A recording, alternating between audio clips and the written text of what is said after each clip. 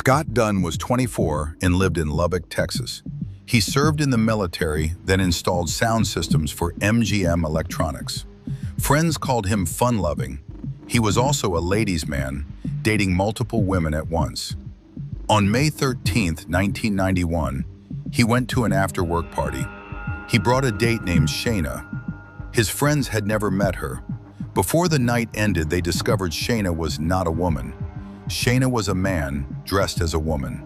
Scott thought it was a prank. His friends were not amused. Sometime during the party, Scott became violently ill. He could not stand. He could not drive. His friends told him to stay overnight on the sofa. The next morning, he looked worse. His clothes were disheveled. He had not showered. His girlfriend, Leisha Hamilton, came to pick him up.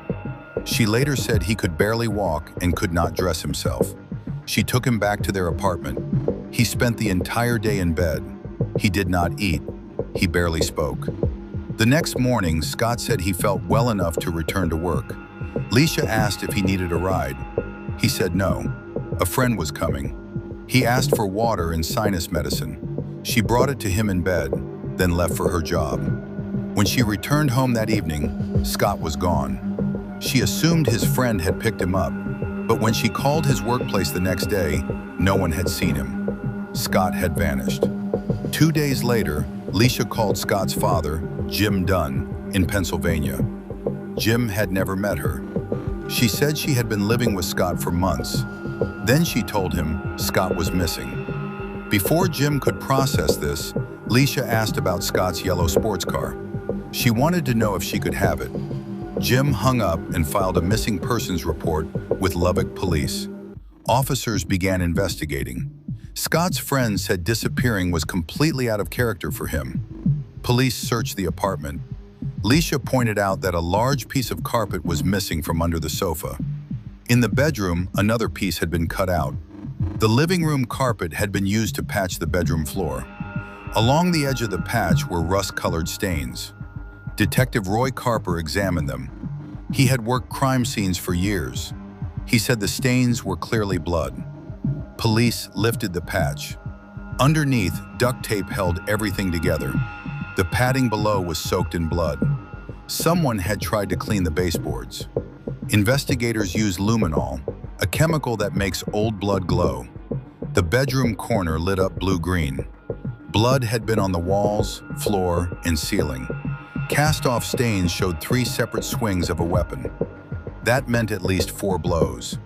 Blood spatter expert Tom Bevel later conducted a saturation test. It took just under 2 units of blood to match the stain. Scott had lost that much blood. He could not have survived. Police learned Scott was living a double life. While with Leisha, he was engaged to another woman. A month before he disappeared, the fiancé called their apartment. Leisha answered. She realized she had been used. Detectives believed that enraged her. Leisha had a past arrest for embezzlement. She was not someone who accepted being dismissed, but she also helped police. She pointed out the missing carpet, and she named a neighbor as a suspect. That neighbor was Tim Smith. Tim Smith did not show up for work the day Scott vanished. Police visited his apartment. He was packing to move. An officer saw duct tape on a shelf. Minutes later, the tape was gone. Tim had hidden it behind books. Forensic analysis matched that tape to the tape under Scott's carpet. Green fibers on the tape matched Scott's bedroom carpet, and on the sticky side of the tape were hairs. FBI testing confirmed the hairs belonged to Leisha Hamilton and Tim Smith. Without a body, the district attorney refused to file murder charges. Scott's father, Jim, contacted the Vidocq Society, a group of forensic experts. They reviewed the case. A Scotland Yard pathologist concluded Scott was killed by blunt trauma. Richard Walter of the Vidocq Society told the DA they had a body part. The DA asked what part. Walter said blood is connective tissue. The DA paused, then agreed. They had a murder. Charges were finally approved 5.5 years later. Leisha Hamilton and Tim Smith were arrested and tried separately. Prosecutors called Leisha the ringleader, the Wicked Witch of the West.